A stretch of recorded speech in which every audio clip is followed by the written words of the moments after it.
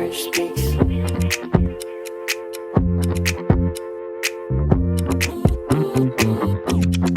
Courage speaks.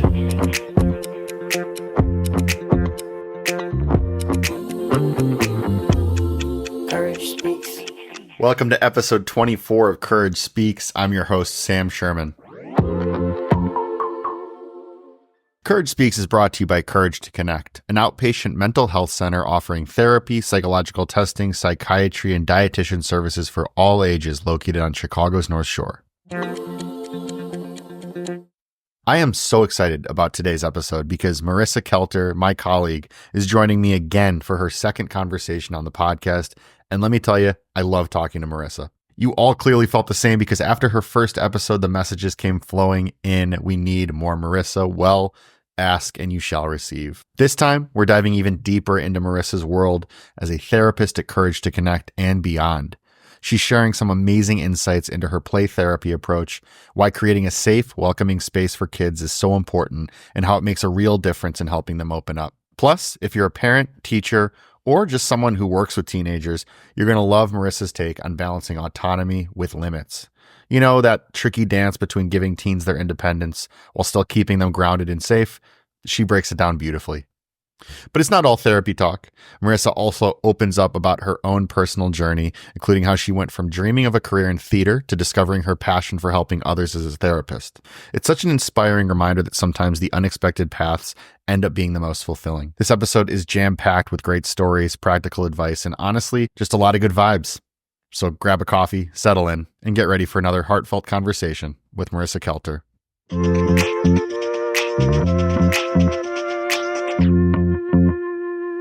Marissa Kaelter, welcome back to Courage Speaks. This is actually our third conversation for the podcast. Oh, that's right. Remember, we have Yep. a fun history with Marissa being on Courage, which is the first one that we did. I gotta be like a year ago now or something. Maybe over a year. Yeah. The audio, as we talked about the last time that we talked, was not good. We did it again. That was the first episode that, Yes. that the public heard. Yep. One of our most popular episodes, by the way, in terms of listenership, and a lot of the feedback that I got was very positive about that. We talked about it the second time, but the first time that people heard about how we were going to do this again. Yes. And we're doing it again because we had Look so at much that. fun. Follow through. Follow through, We said exactly. it, we're doing it. Yes. So Marissa, first of all, thank you so much for coming back to Courage Speaks. I went back and I listened to our last conversation, just about every interview that I do for the show. And I told you this last time, but there's always like 3 or 4 things that I want to do like extension podcast episodes of. And in our conversation, I've got a list here of a lot of different things. I think there's like almost 10 different things that even within the episode, I was like, oh, we need to talk more about this. I don't know if we're going to get to everything today, but what I did want to start out with is something that I don't think we talked at all about in either of our first 2 conversations, certainly not the last one. But for the listeners, something that I'm going to say it's known about you to people that work here because I see it, people see it. It's one of my favorite things to see is you have a rolling box. God, you're calling me out. I'm calling you out. I'm putting you on the spot. Marissa asked me before for our listeners what we were going to talk about today. I said play therapy. I did not say that I was going to talk about the rolling box of games. I love the rolling box of games and toys and things like that.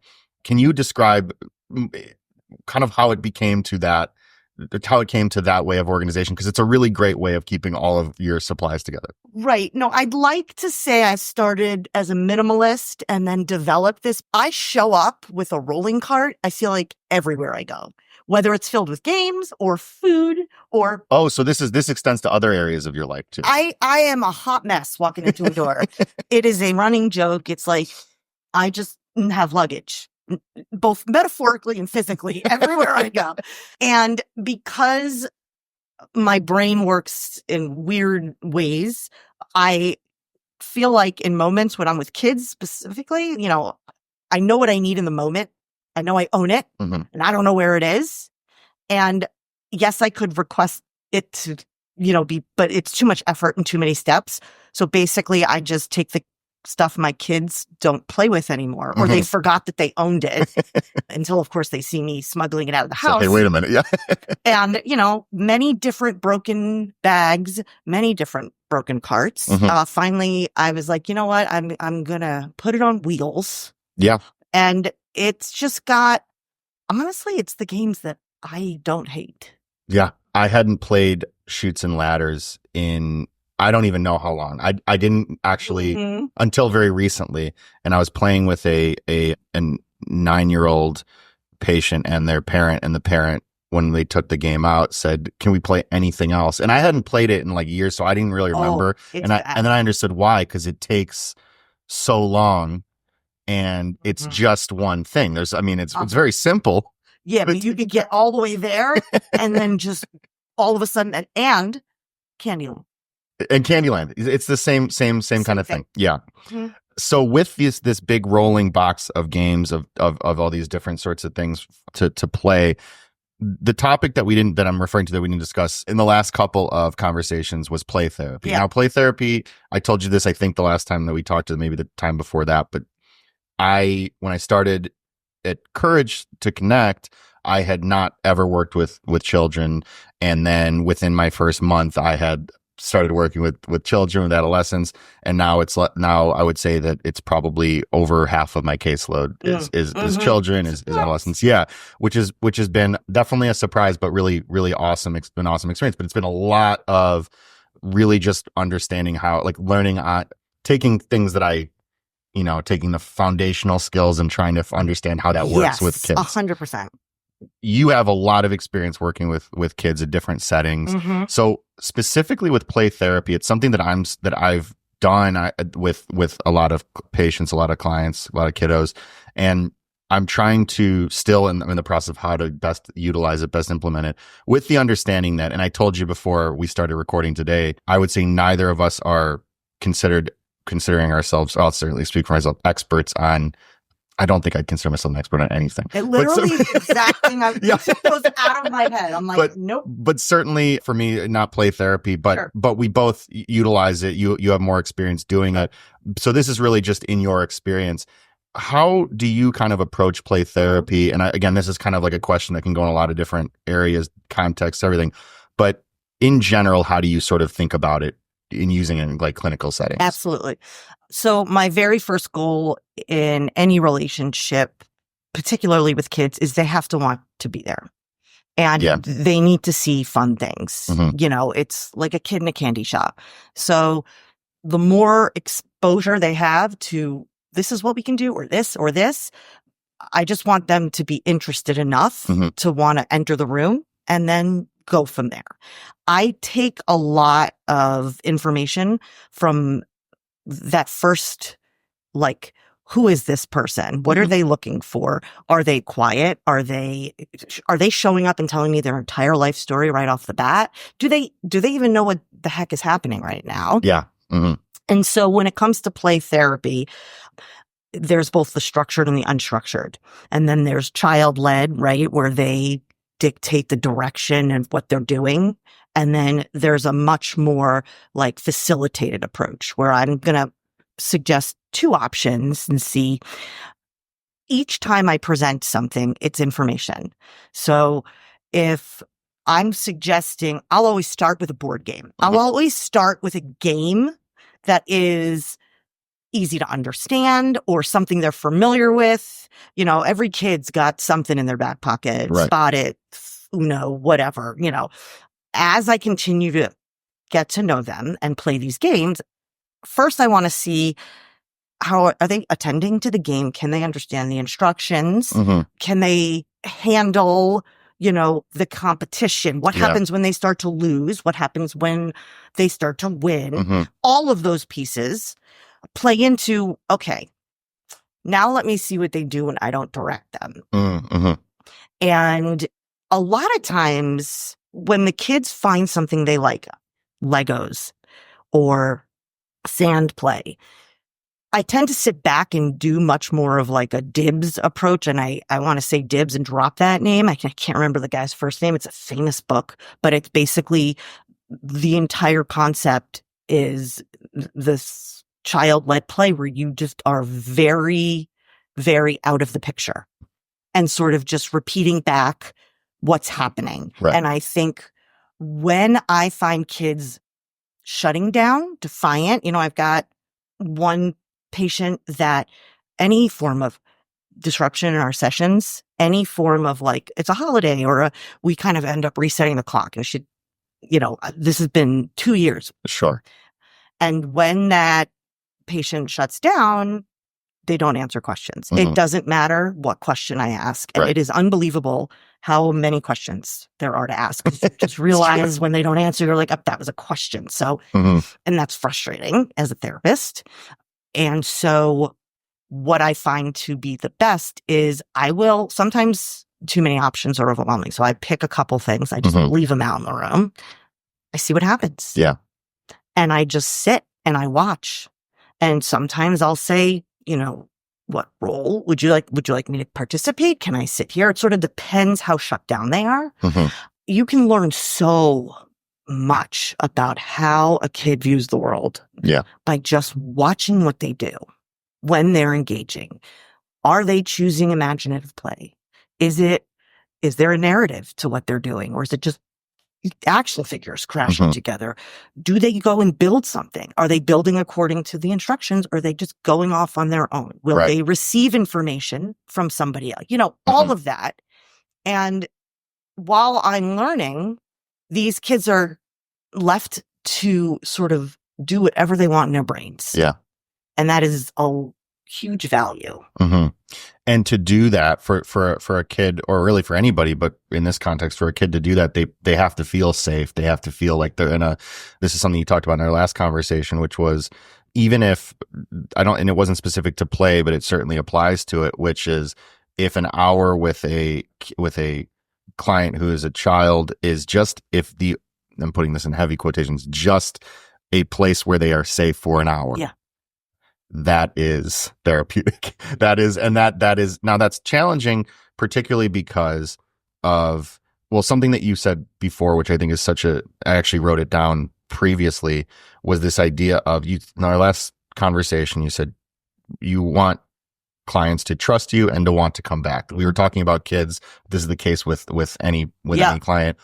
And I think that that's something that gets lost a lot of times, particularly, again, I'm a couple years out of training now. I'm always in training in some way, but a couple years out of school. And I think that coming out of that, there was this idea of, again, skills, interventions, modalities. What's the techniques? Again, I'm saying that as though I'm like rolling my eyes. I'm not diminishing that. That's obviously important. But I think the thing that more and more I understood, I know we're in lockstep about this, is people can approach people, all different clinicians have different strategies, have different styles, have different approaches. If a person doesn't want to be there, and if there's not rapport or trust, or they don't want to be there, then nothing's going to happen. Now, that can take time. That's not always going to happen immediately. It usually takes time. But with that being said, and especially with kids, I always find it interesting hearing different clinicians' approaches to this, which is like, I have a pretty directive approach with kids, particularly, maybe more so than I would with other people, because of the fact that they need to want to be there. Because if they don't, then it's like, good luck. It's just, yeah. So it's like, again, even with play therapy, just being a thing of like, okay, what is something that you will look forward to coming to therapy? Yes. That will allow you to look forward to doing that. And that in itself is that initial thing. And then to this observation standpoint, and like you said, it's all information, is such a great way to look at it too, because there's so many things in play, and just having a safe space where somebody is able to operate however they would like to, that we can learn. I also I'm thinking about one client particularly. I really liked when they are creating rules in games. They have a common thing where they'll say, have you noticed that too? Oh my gosh. My kids who typically feel a tremendous amount of anxiety around competition and competing and the fear and failure of loss. We're not talking about these like athletic type A kids that are going to win or they wait. We're talking about like the more, struggle socially, whatever. They tend to make up rules in these most elaborate, imaginative ways. And you have to get on their brain wavelengths. And that's the most fun for me, because I think that's just my brain works that way. Yeah. And it'll take you to places that you would never see Right. if you showed up with an agenda. Right. Exactly. And a lot of times I like, if I just brought up Chutes and Ladders before, but with other games, if I haven't played them for a long time, I love not totally knowing the rules, especially with kids who are more like creative around creating rules. Cause I'll say, I'll tell them. And then it's kind of like strength based where it's like, I want to hear some of your rules. Cause like, how can we don't have to read through the instruction. We can, but also why don't we or if we come into a point of the game where there's a dispute or there's something that neither of us kind of know how to progress, let's make something up. Let's figure it out in the moment. I've learned a tremendous amount. I think any therapist can offer. Like I could observe anybody. I would love to sit and watch you in therapy. I think my kid's therapist, I've learned so much from her. She's very child-led. And my youngest is 9 and never in a million years would have ever been a candidate for therapy, but literally it's his favorite place on earth because he just does whatever the heck he wants. Yeah. But I have seen the growth. Right. And she always says, whatever rule you want is fine. It just has to apply to both of us.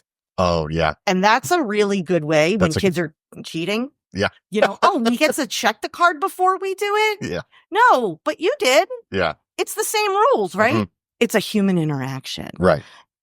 Do I say things sometimes that are taken the wrong way or that, like, wait a minute, don't do that. That's not fair. And all of a sudden the kid gets, yes, but it's all material to work with. Right. Exactly. It's all, look, I realize I said something. Did that bother you? Or I realize it's hard for you sometimes to feel comfortable enough to follow the rules the way they are on the page. Should we try that this week? Mm-hmm. It gives you stuff to work on. Right.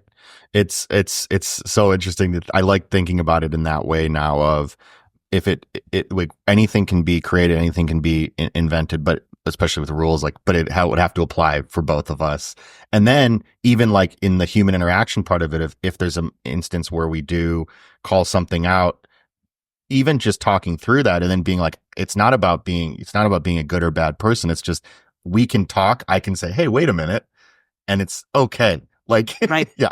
You're still a good human. This has nothing to do with this isn't about your view. It's just luck. Right. Yeah. So something else that we had started to talk about in our last conversation, but that has come up in my own work a lot is this idea of working specifically with like teens and trying to find that space of a person who wants autonomy, a young person who wants autonomy, but also understanding that I like the way that you said it before we started recording. It's like balancing autonomy with like limits.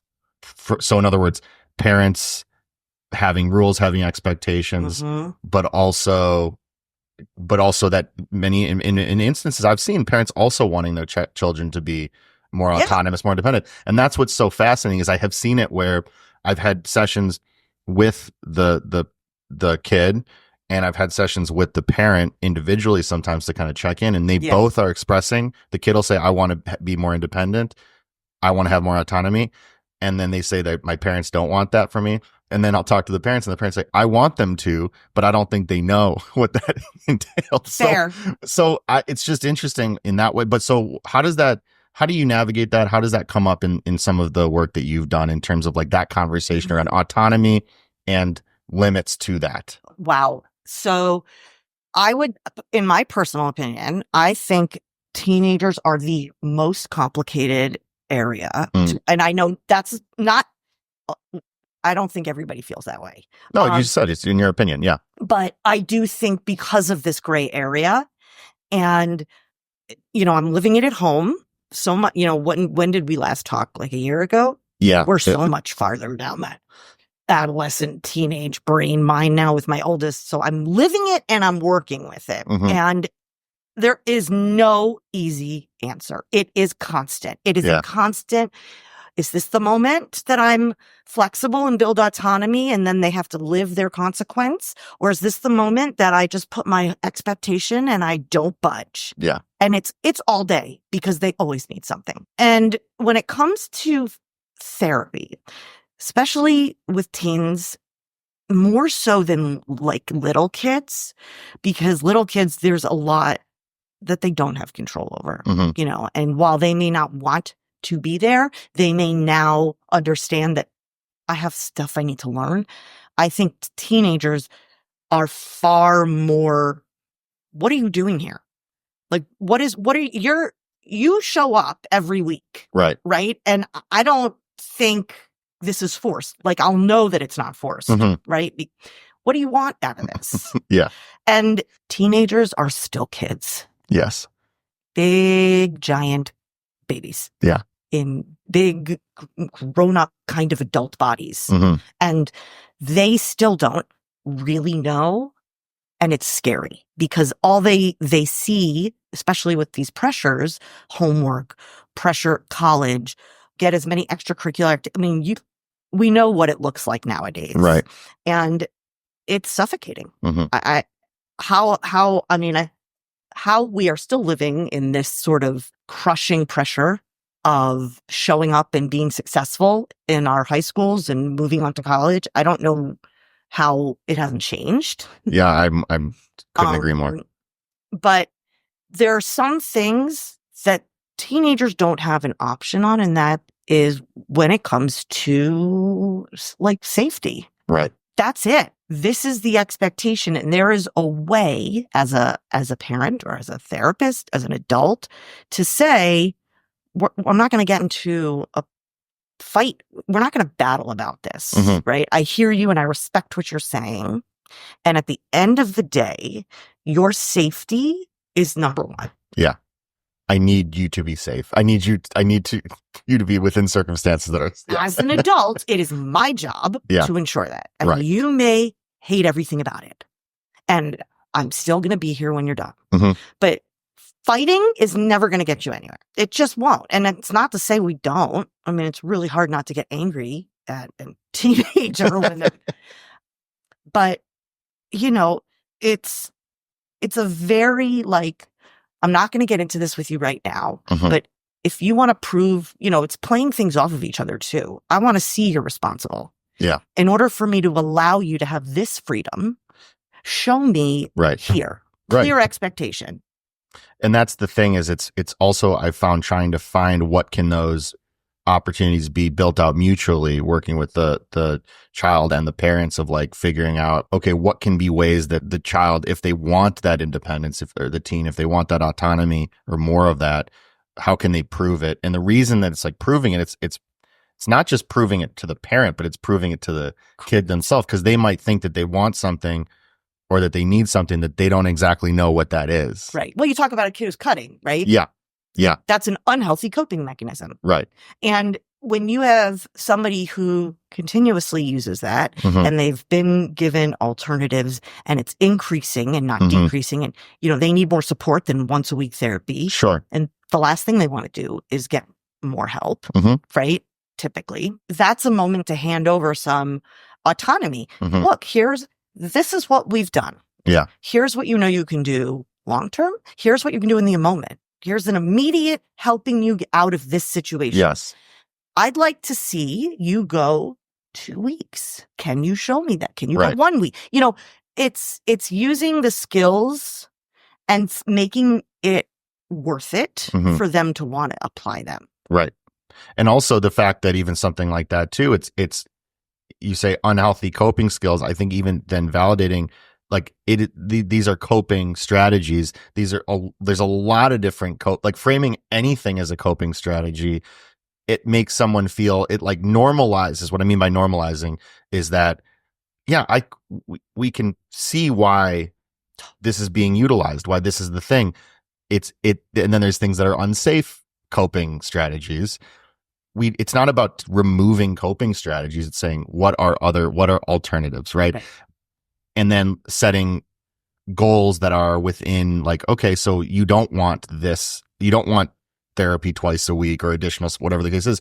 Let's work to that. Right. How do we get to that point, right? And I think one of the things that comes up more often than not with older kids is the workload, period. Mhm. This, the strategies to sit through the discomfort of it, that's part one. And then the other piece is, you've got more work than can be completed in one night. Yeah. And you can't dig yourself out. And we don't have the time management skills. Mhm. I mean, it's funny. I just have to say one thing really quick. I was working with one of my patients, teen male, who's, anxiety and diagnosed with ADHD, no executive functioning skills. And like, that's sort of, I know ADHD inside and out, right? And I can teach, there are certain strategies and techniques to helping build those skills. And one of them is you need more than just a screen for keeping track of things. You have to write it down. That's not like I'm a grandma perspective. That's how your brain works. Right.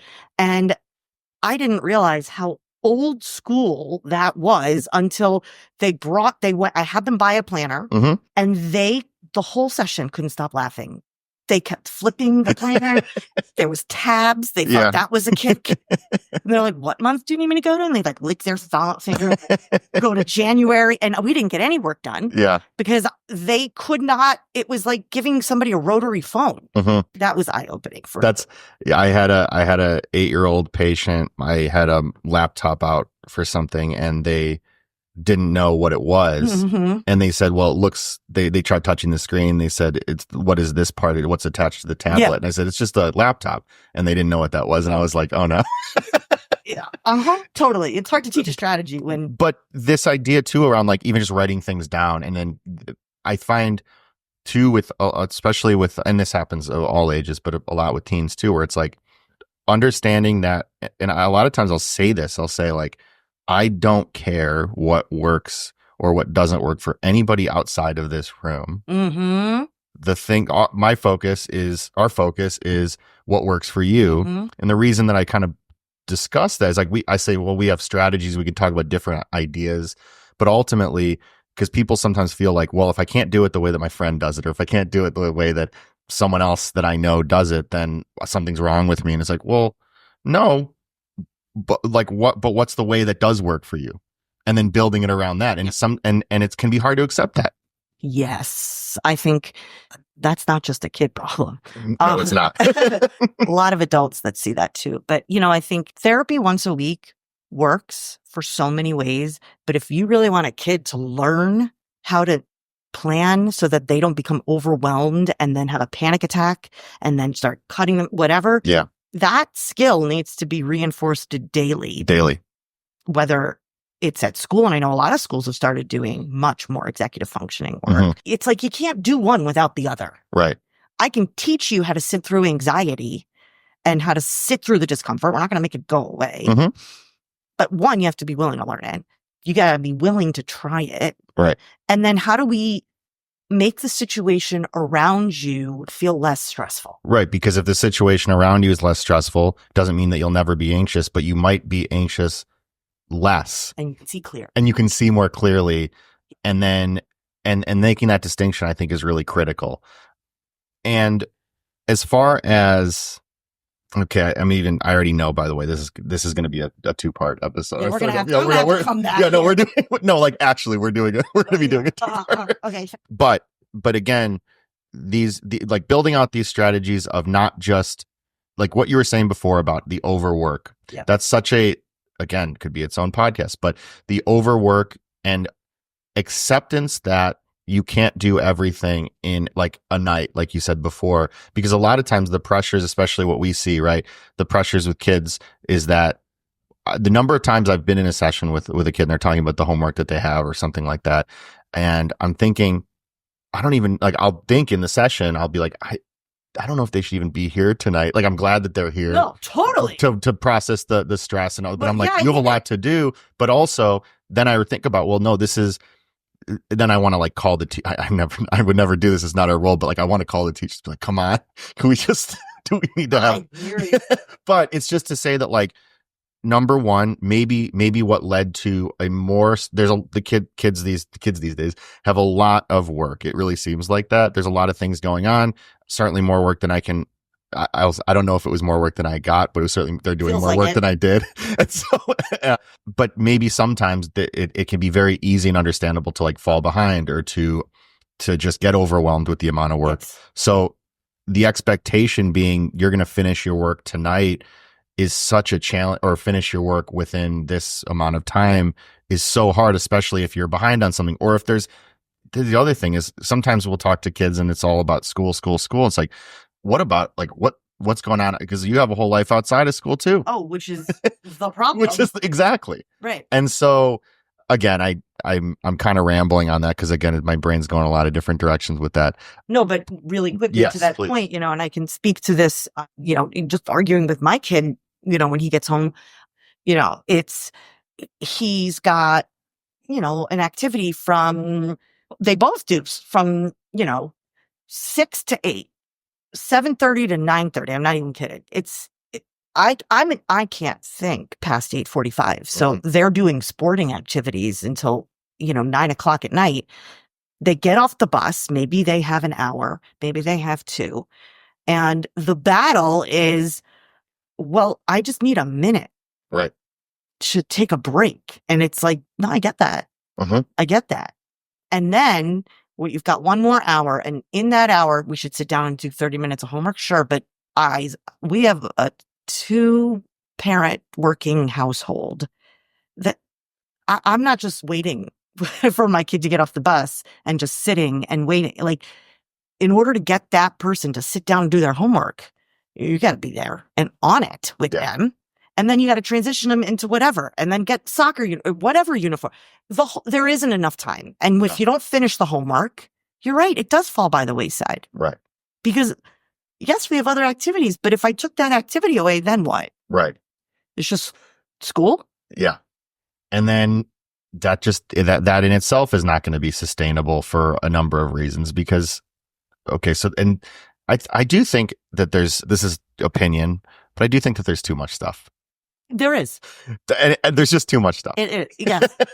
I can't. Yes. What are we up to? Like 5 more episodes here? Yeah. We have a lot more episodes, specifically like thinking about parents. And I know that the parents between trying to stay, have the kids stay on top of their schoolwork, on top of their sports and activities and friends, hanging out with friends and family things. How do you see this come up when it comes to a lot on a kid's plate, and particularly when it comes to considering, I guess, like evaluating what what is good to continue doing? Is it possible to kind of take a step back, possibly like stop doing certain things if there's too much? So I know I just asked like 13 questions there, but with that, yeah, how do you see that kind of come up in your work? That's good because I just had like 26 answers. Perfect. No. So, the first thought that comes to my head is what I hear a lot is, but that's what they want to do. And while I think it's fantastic to help support your kids' passions, they also don't know anything about time management. And I don't think our kids are aware of how restful it can be for downtime, and I'm going to put aside the screen time because that often goes hand in hand with downtime these days. Right. But, I think we're exhausted. Kids are exhausted. And everything here is like, you've chosen a sport, you've chosen a craft or an activity, and now you're a diehard. Like you go 4 days a week and it's all or nothing. Right. And it's just what you do. Yeah. You don't know it any other way. Right. And so this idea of like over scheduling, it's really hard to live where we are and not fall into this, because if you don't over schedule, then you're an outlier. Right. You're falling behind or something. Yeah. And even if it's not, forget judgment or whatever. Sure. Yeah. Your peers and your friends. My only social interactions these days are at a sporting event for my kids. Yeah. Otherwise, I'm home or I'm working. It's important for connection and it's important for kids to socialize and their parents. But you run the risk of burnout. The second thought I had was, a lot of times I hear, I couldn't get them out the door. They love it once they're there, but they hate getting out the door. And my thought is, first of all, we get it. Nobody really wants to go home, kick off their shoes, sit on their iPad or their phone or their watch TV, whatever, have a snack, and then have to get out and put your whatever It's on. a lot of things. It's a lot of steps to get to the transition out the door again is hard. Yeah, right. You know, and I think at some point that's when you give a choice. You know, our kids can learn natural consequences. If you don't want to go, if this is a battle every time, then we're not going to do it next season. It's not a question. And I think that basically is what I'm trying to sum up, is that I do think we give our kids too many choices. And sometimes we need to pull back and say, if this is how you're going to respond every time, and I get it, well, then this tells me you need more rest. Right. Yeah, exactly. That it's not about taking it's not a, we talked about this earlier, but it's not about like being a good or bad person if you feel like you have the energy or not to do something, but it becomes in one way, it's a matter of capacity.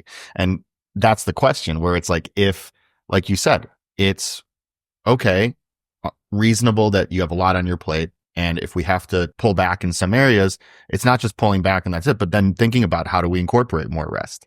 Exactly. Right. And it reminded me something in the terms of like the social components of it. We talked about this in our last conversation around social media and how it's like you can, or screens, I think even more specifically, as a parent, it seems like you can, if you wanted to, you could just say, okay, no screens, but the kids at school are going to, they're going to have the screens. It becomes it could be a challenge socially because other people are doing it. That will be probably felt in some ways, but it's for managing that. But I think that, yes, rest is a big component of this.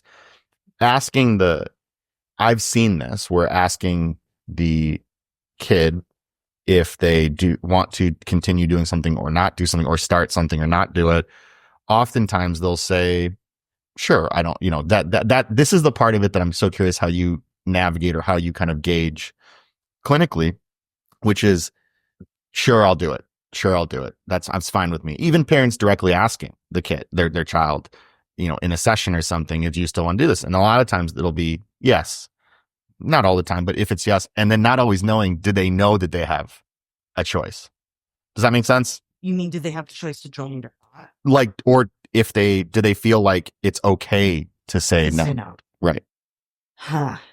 That comes back to the parenting piece. What I'm gonna say is very cliche. It sounds so cliche and like obviously, but it's just so prevalent, is that parents' desire for their kids to live out their sport dreams and their sport childhood, or their whatever. Like I was a tennis player, I wasn't playing, but like, and there was a lot of transference there. Yeah. A lot of transference. And so even if a kid has a choice, oftentimes it's in the mind of a child whose family lives and breathes, let's just say, hockey, as there is a huge like community, and it is you eat, sleep, and die. It's everything, right?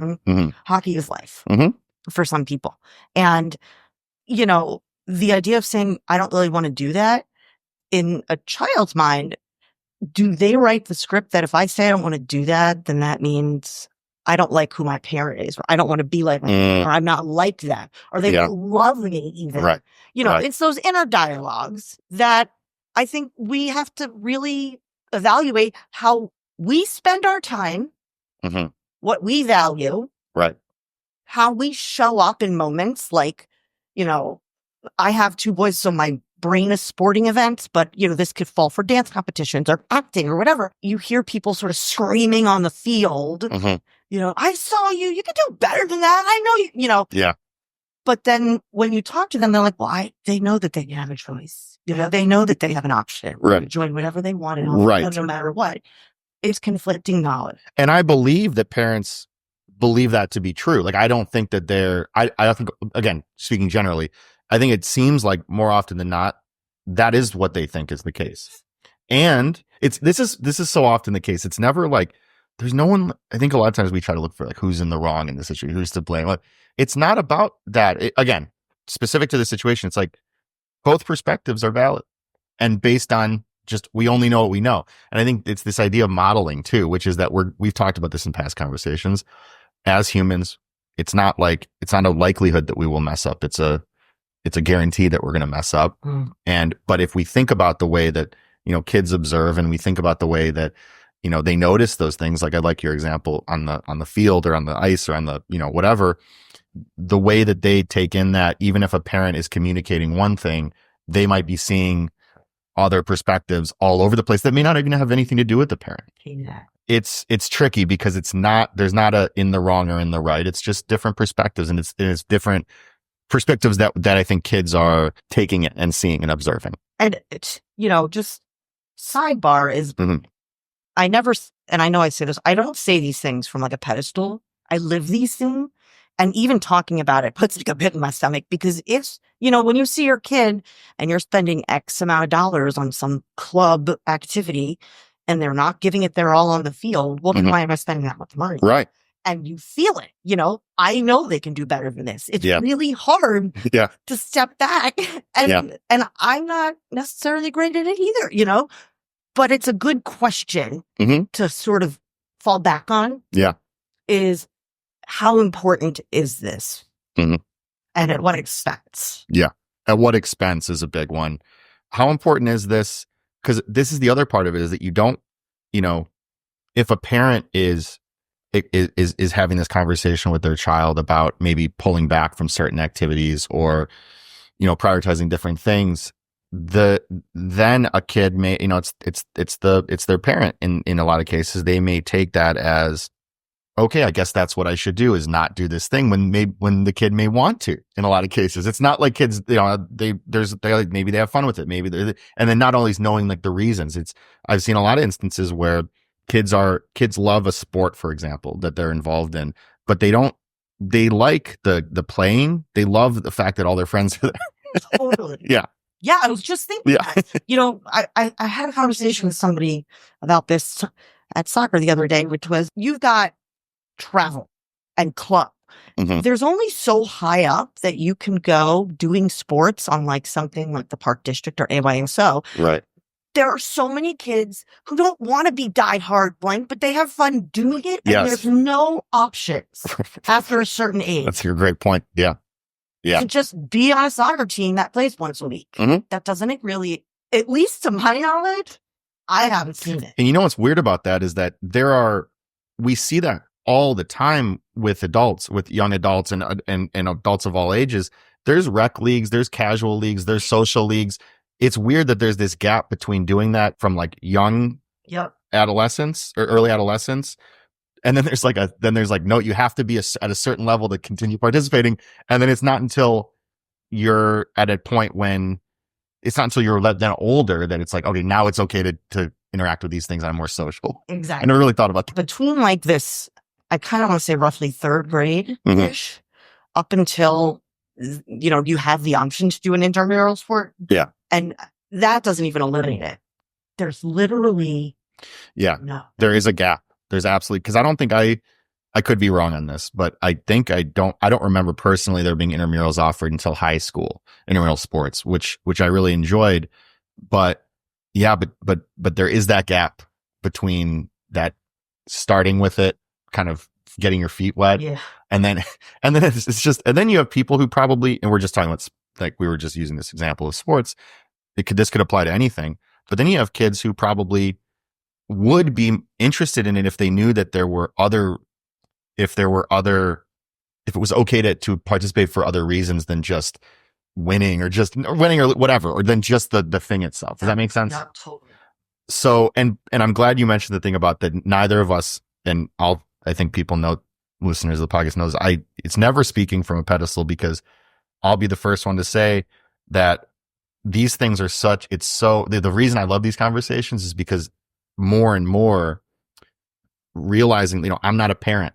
So I told you this in our first conversation that like anything that I ever think I would do as a parent before I'm a parent, I just say it for conversation. Totally. Because I know that that's probably not going to apply. I can use foundational components of that, but I don't know. It's a lot of conversation, and I know it's a really hard thing to navigate. It's a really hard thing to,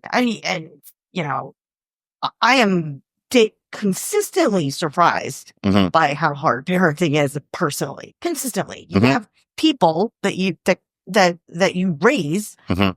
and you want them to be these individual, autonomous, confident Yeah. people. But that means they don't agree with you always, or they're not Right. going to do it the way you think they should do it. Right. Or they need to live their own life to get Mhm. to the point that you are now at. Yeah. And it's like, well, now how do I respond to this? Yeah. It's really hard to do something, to be an adult and to have either had things work or not work for you as far as your own process. And then I'd imagine seeing your children do or not do things that like you could be like, I know this would help them. And that's not even necessarily true. It could be, but then understanding like, well, why is the thing that worked for me or didn't work for me not applicable to my child? Yeah. And that's a whole nother thing. So it's like, it's hard. I think it's hard. In our first conversation, and I could be way off here, but I seem to remember that your background, you went to school in New York, in Brooklyn College. Prior to that, you have background in theater, background in some performance. Am I remembering that correctly? Yeah. Well, yeah. I did theater. I went for like the first semester of freshman year of college. I thought I was going to be an actress. And prior to that, so does that mean that like in high school and before you did plays? Yeah. I can't. I loved that. Yeah. I don't think we really talked much about that in the last couple of conversations, because I remembered that you had brought it up, and I'm glad that I'm not misremembering that. I'm just curious, like your background in theater and performance and those sorts of things, when that sort of sparked for you, and even to this day, how you're, if it's still an area of like, how you kind of scratch that itch, so to speak, if it's something that comes up.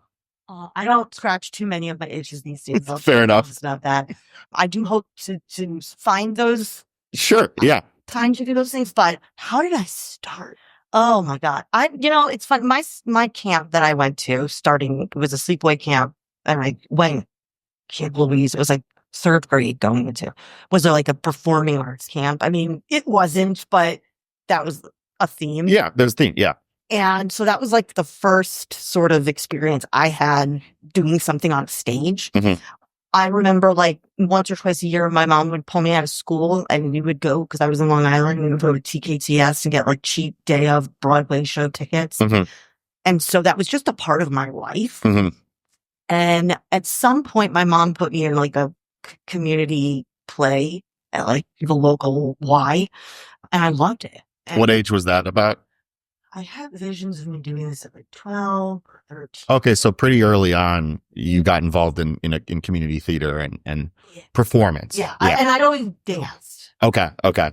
And that sort of came up until you either went competitive or didn't. Mm-hmm. And I'm certainly not a competitive person like that. So that was when I fell into, I don't know. I just always, that's where my confidence is, which is ironic because I always lacked confidence in getting to know people in a closer level. Mm-hmm. Like once they see through all this, they're going to see the real me, and they realize that. Yeah. That's okay. So I will say that completely resonates, because since 2016-ish, or maybe 2015, 2016, my long story short, my cousin's a professional musician. We're super close. And I was like, and I talked, this was back in like 2016 or 2015. And I was like, I want to start playing music or making music. And I don't know how to, I've only like took guitar lessons as a kid, but totally. and I was like, I want to express myself musically or whatever. And he was like, let's do it. So anyway, through all that time, we've got a band together and we play a couple shows a year.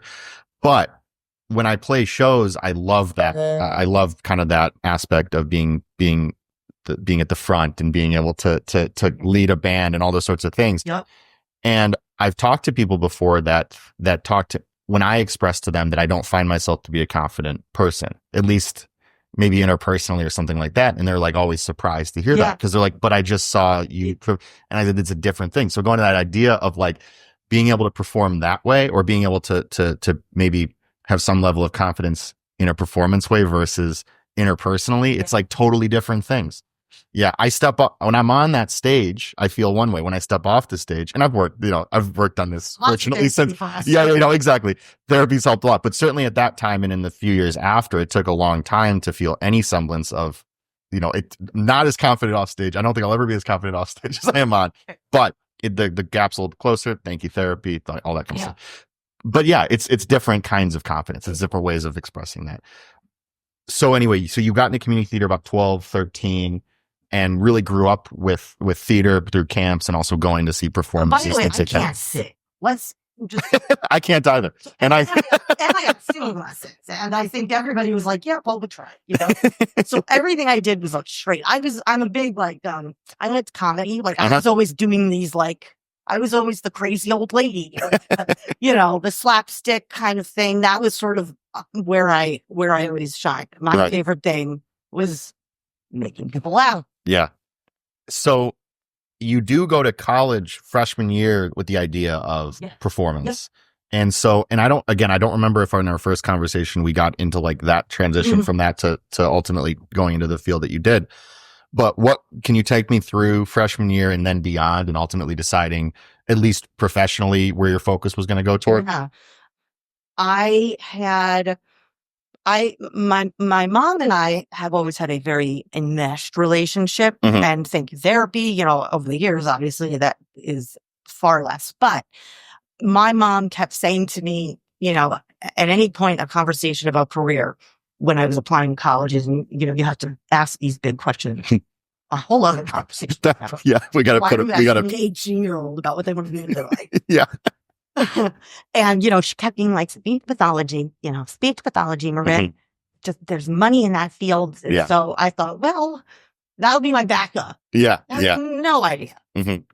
And I had one semester of theater, and one of the first classes, the teacher was basically, you got to really love to act to make that your life. Oh, yeah. You have a 1 in a million chance of making it. I remember they told the class, and I heard that and I was like, I'm out. Yeah. No, sorry. I'm not that. Nope. And so I just sort of blindly went to speech pathology and speech and hearing sciences. Yeah. And because I sort of put my head down and tackle whatever you put in front of me, and I don't question whether or not it's worth my energy, or at least I didn't at the time. I plowed through Indiana, got on the honors program and did all that. And then got to my senior year and realized I actually didn't want to do that, which was a big moment for me to not continue doing now I have to apply to graduate school. I got to take the GREs or whatever. And that was when my life started to go in a different direction. I decided to go back home to New York instead of carrying on and just getting a master's or a doctorate in speech and hearing sciences. Right. In that moment that you're describing, I have a feeling, I want to hear your reflections on this, because I have a feeling that the way that we could reflect on it now is probably different than how you felt about it at the time. So what was the feeling at the time when you decided that after what you had studied, that maybe you weren't going to ultimately continue pursuing that thing? Oh my God. This was like the end of the world. The end of the world. Well, so I was procrastinating on applying to graduate schools and taking the GREs. And yes, I am a phenomenal procrastinator. However, when push comes to shove and you've got to get something done, I do it, And, it's funny because I don't have any, I can't reflect on my level of self-awareness back then. I must have had some, because I thought to myself, this is not like me to procrastinate, in something this major. Right. And it was a stressful year. Look, it's all relative, right? How old when you graduate? 21? Yeah, I think 2021. I was breaking up with my college boyfriend, and we were going to live in a van in Oregon, with our dog named Hendrix in a hippie village. Was there a dog named Hendrix? Yes, so there actually was a dog. No, there was a dog. Hendrix. No, I didn't know if that was a part of the once you got there, you'd find the dog. Anyway, continue. We had a dog named Hendrix, and, realizing, in fact, that wasn't who I was. And, actually I wanted to live in Manhattan. do the complete opposite of that. Other coast? And not live by a river. And, look, it felt really bad for a while. Mhm. The transition, and I say this to my teenagers, that I see, like, it hurts. Change hurts. Yeah. And it's scary. And it feels like it's the end of the world. But when you look back as an adult, and there's a reason. There's a reason you went through all these things, because you gained something from all of it. Yeah. It's really hard to convey to, and I think we're both speaking on this just like personally, like it's hard to reflect. It's hard at the moment to see change and allow all the feelings that will very likely certainly come up when change arises. And that can be a lot of different things, and allow all of those things and still think that you're making the quote right or wrong decision. You kind of have to, this is really, I want to be very clear for the listeners, very, very, very hard thing to do, but you kind of have to do the thing and proceed with the change, and sort of just, this is the scary thing, see what happens. Yeah.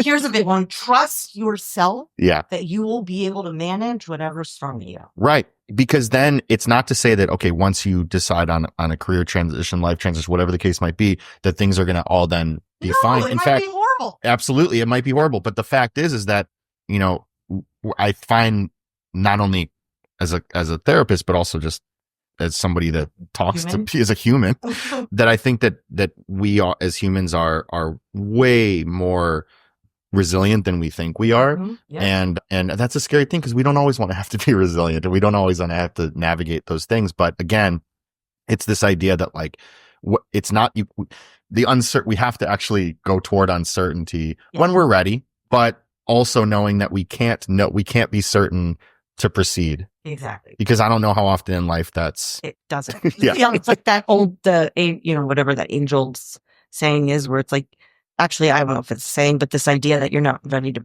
be a parent. It's like, oh yeah. There's never, I can't think of a moment in time that anybody's like, well, it's more like, well, this is as ready as I'm ever going to. I mean, I don't even think I'm ready, but there's never ready for the next step. There's not a time when you're told when the skies open up, and it's, maybe some people experience this, I don't know, but nobody I've talked to there's not been a time that's like, now is the time. You're ready now. If you wait for the feeling, you'll wait forever. Yeah. You've got to do the action first, and then the feeling will come. Right. And so it's funny you bring up the having the expectation of an 18-year-old having to know what they are going to do with their life. I don't know how to, like, there's got to be some way to really, really continue to challenge this societally, because I think it is one of the most outrageous expectations that in a lot of, in certain aspects, in certain places, we expect people at the age of, I mean, and this is the thing, 18 would be saying, because I think that these conversations are being had much earlier, as we know, into like 12, 13, 14, because I'm thinking about the next steps. I've shared this on the podcast before. I went to Illinois State for my freshman year of college. I transferred from Illinois State to the University of Illinois. I was a broadcast journalism major. I graduated as a broadcast journalism major. Yeah. I started working in sales at a truck brokerage right after college. Then I worked at a family business for 6 years. Yeah. And then I decided to go to school for counseling. And in between all of that, it wasn't like, I can describe it in kind of like a streamlined way, right? But there are a lot of things in there.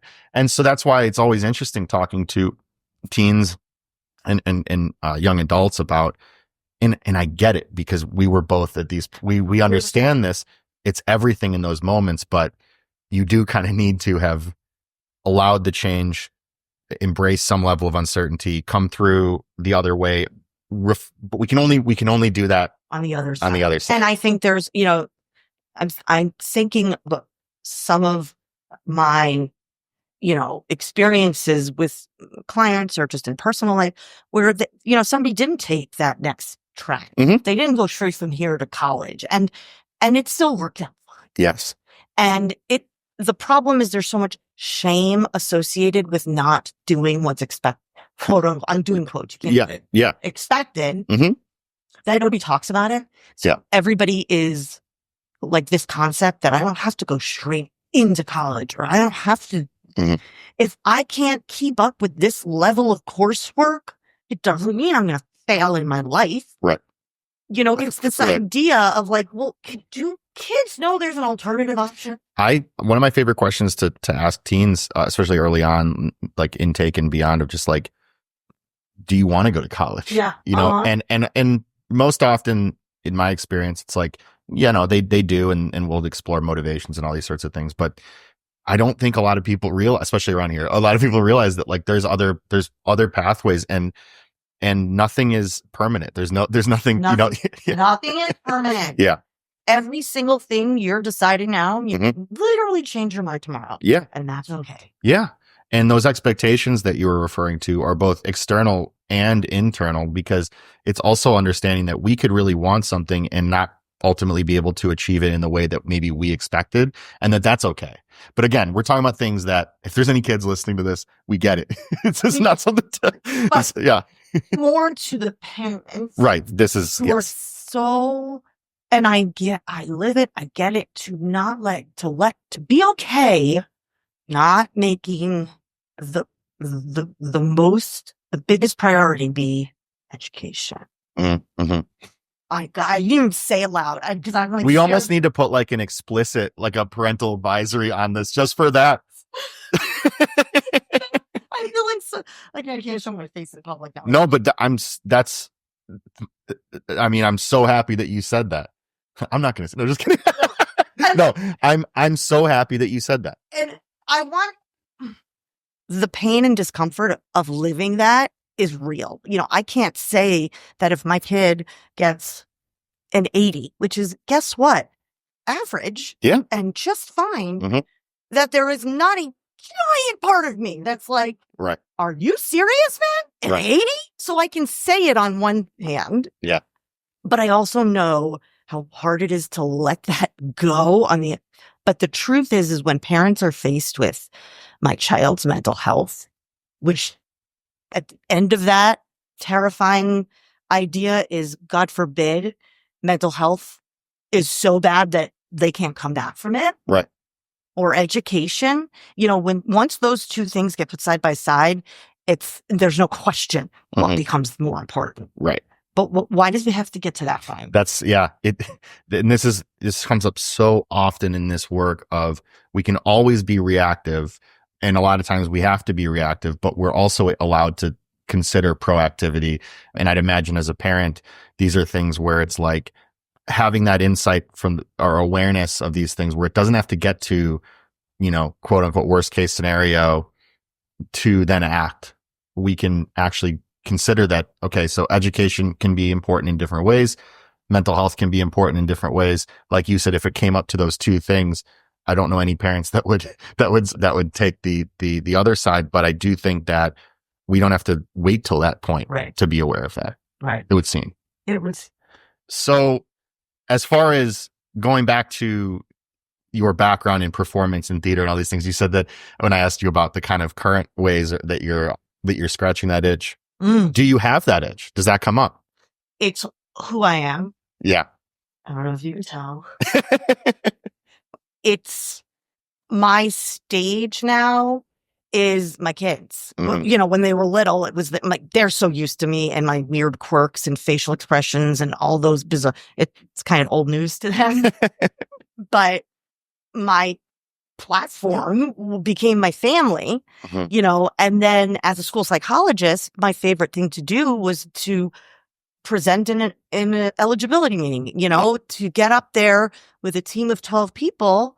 Yeah, we were talking about stuff that was kind of stressful, but that I wasn't afraid of those things. Yeah. And ironically though, I did not like teaching. Well, but I feel like that, while it has elements of this performance thing, it's also like there's so many other elements in that, right? Right. Yeah. Mm-hmm. But that's really how I've scratched my itch, and owning it. I guess when we think about, this idea of like masking who you are, I know I've mentioned in the past that I have ADHD. I don't think I said it this one, but it wouldn't be a podcast if Marissa didn't bring up her ADHD at some point in the conversation. But this idea of like, this is who I am, and this is how I feel most comfortable, and that's okay. even as a therapist, I consistently come up against, I do best in impromptu. Mm-hmm. I really do. Mm-hmm. Let me see where our vibe is. And so what is that? It makes it hard for me to plan, Right.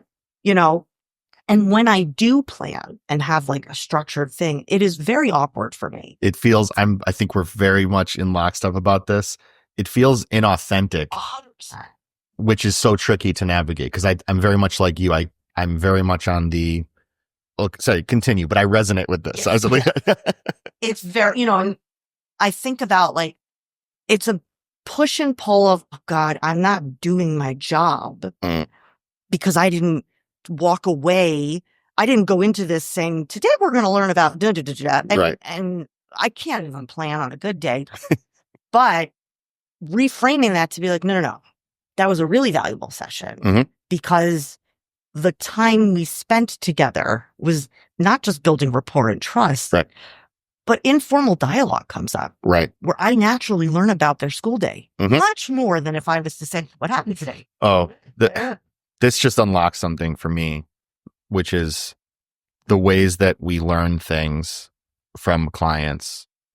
Again, everyone has their own approaches. I think you and I are very similar in this way, which is the structured ways of let's fill out the, and again, I'm not knocking any of these. Whatever works for people is great. But there's so many other, like to build, like when we talk about the rapport, when we talk about the therapeutic alliance, all these things, the reason that they're so critically important is because it allows, I think, people like us to go in, and if that's there, that thing that we work toward and so critical, then we can do it. We can facilitate sessions in this. Somebody used this word the other day to describe it when I was talking about this, and I thought it was a good way to put it, which is like, it's a casual style. And I think casual can be like a scary word because it's like, oh, is that not perfect? I think it's just a style. It's an approach. And that's, so I won't speak for you on that, the approach, but at least for me, it's just a way of forming that relationship to then get into the work and be able to talk about it in like a human way. Yeah.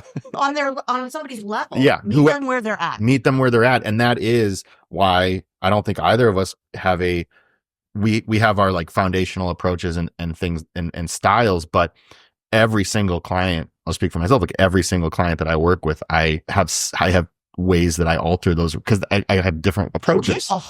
Different approaches. 100%. And so, that's why I always found it fascinating when people, I don't know how other people work, but to have like one approach versus just like, hey, everybody's going to be different and there's different styles. But that's what I love. And I think that goes back to what you're saying is that impromptu, or being able to take what we know about a person, because how good of a feeling is it when you do have that rapport and that alliance with somebody, and then you don't have to think so much about what's my plan today. It's like, no, I know the way that not only this person communicates, not only how I communicate, but how we communicate together. Exactly. Yeah. Exactly. And, I think it's interesting because I'd say, reading a room or reading somebody works for me. Do I get it right all the time? No. But a lot of the time I don't know, I'm picking up on something, nonverbal cues, whatever.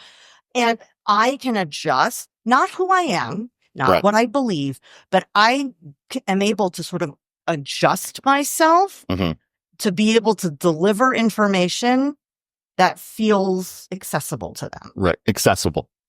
And that's part of why I like working with parents so much.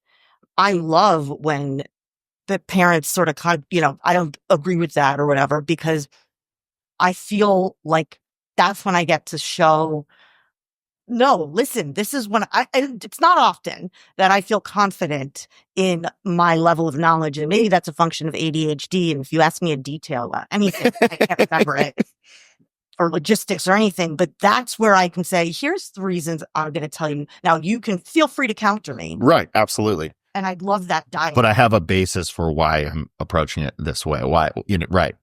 Yeah. So, I think that adaptability, I'm like realizing this as I'm saying it out loud, works really well in this industry. I think the downside is you go home and it's really hard to show up.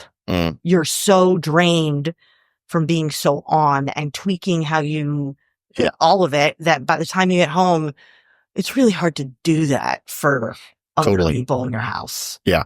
You just kind of want to, I know me, I just want to like shut down. Oh yeah. No, I mean, it's pretty much like most of the time I want to be, we've talked about this before, but I mostly want to be doing nothing when I'm not working. Nothing isn't the word that we've talked about, I think, in a couple chats ago. Yeah, I get it. It's not, of course it's not nothing. I love just being there with my wife, with our dog. But ultimately though, it's very much just like sitting, just like being. And again, thank you, therapy. I don't worry about productivity around rest. I don't care about, for me, it's like, I've gone, like, I try to keep that as much as I can, that boundary of like rest is critically important to me. Rest can look a lot of different ways. But again, no, but the I've told my wife this before, is that when I get home, I often not going to be a particularly effective communicator if I've, had worked seen several clients, whatever. And I think she's okay with that because she's got her own stuff. That just means I'm not bothering her, basically. Yeah. But in any case, it can be exhausting. Yes, it can be exhausting. It can be exhausting, 100%. So then we circle back to self-care. Yes. And that's what I was going to ask you about to kind of round things out today, which is, we talked about self-care. I think self-care has come up in every conversation that we've had, but I'm always so curious because it's always changing. And I think you may have brought this up in our first conversation, which is like the ways that we find ourselves doing different things. It's not like the way that I utilize self-care is different now than it was 3 years ago, 4 years ago, whatever. What are you doing these days? It could be the same thing as maybe the last time, but what are you doing these days to take care of yourself and to decompress? Well, I exercise, and that's just a standard thing for ADHD. It gets out. So it's consistent. Yeah. It's consistent. And I like, it's part of my ADHD. I need to like feel pain in a way to like get my head right. Sure. But not pain. That was a bit much. But I know what you mean. Yeah. I'm like a big reader, and I'm listening to an audiobook, I'm reading a book, and that's sort of now I'm saying this in a hesitant way because I have found it to be my escape. I will constantly have a book in. It also sometimes puts me at a distance from my family, where my kid's like, why do you always have your ear? I don't even know if you're listening to me. I'm like, I'm listening to you. It's not without pushback. Sure. Yeah. But stories, it is funny because professionally, all I do is, I feel like every client I work with, it's just another chapter in their story. Completely. It's like I'm picking up just continuing to, yes, exactly. And I just want more. Yeah. So there's that. And then honestly, I go through my little ADHD hyperfocus things where I'm like obsessed with something. And in those cycles of life, if I let myself do that, that's self-care. It's like scratching an itch, whether it's coloring or making jewelry or gardening or you name it. Baking at one point, but allowing myself the freedom to explore that without feeling guilty. Or like we either like is worrying about like how much, if it's going to be a part of our life in a month or a week, just doing it because it's something that in that moment. Exactly. And I think the other thing is doing things. One of the biggest things I've done with regard to self-love and self-care is allowing myself to do things with intention. So what do I mean by that? Let's say I'm like trying to pack for a trip and somehow I found myself reorganizing my closet. And I was supposed to be packing, but I've reorganized my closet. Instead of sitting there and feeling so bad about the failure to actually be done with the task, it's, do I actively choose to go down this rabbit hole right now? Am I choosing this right now? And what is the cost, right? Does that mean I'm going to have to stay up a couple hours later tonight to get the actual packing done? And is it worth it right now? And for better or for worse, I make that choice, but then there's ownership. It's like, I can't be mad at the world if I'm forced to stay up late because I made a choice. It was intention. You allowed like you said, you allowed yourself to even identify intention or to have intention in that moment for that thing. And that goes with like, I'm going to sit with my kids, right? Mhm. They're both sitting on their screens. I'm Mhm. going to be in the room with them. Right. I don't want to be mad about the fact that they're on their screens. In fact, I'll play Block Blast on my phone. Absolutely. That's my intention. My intention is to be in the space with them. Yeah. Bringing intention, I think it also allows us to do something, which is, if we're thinking about it from a mindfulness aspect too, if you know that you need to pack for a trip and then you find yourself reorganizing your closet and you choose you allow yourself to have intention toward that. Well, if you're organizing your closet and in that moment, you're just allowing yourself to do that thing. Yeah. That's outstanding. Like that's the other thing is whatever we're doing, allowing ourselves to pick intention in that moment then allows us to like do that. And then we're not constantly thinking, I'm not packing. I should be. No, it's like, no, I'm doing this now. Exactly. That extends to a lot of different things. It drives my wife crazy. This is a whole nother conversation. But when I say to her things like, she'll be she's the planner between us. She's a planner, very organized. I'm not so much that way.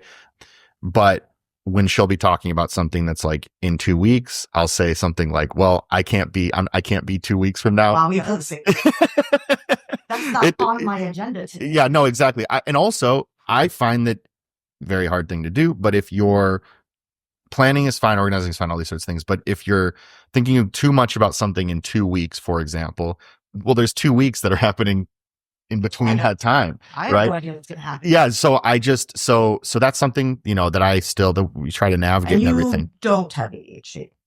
I'm not sure. Okay. Not formally diagnosed. Very possibly.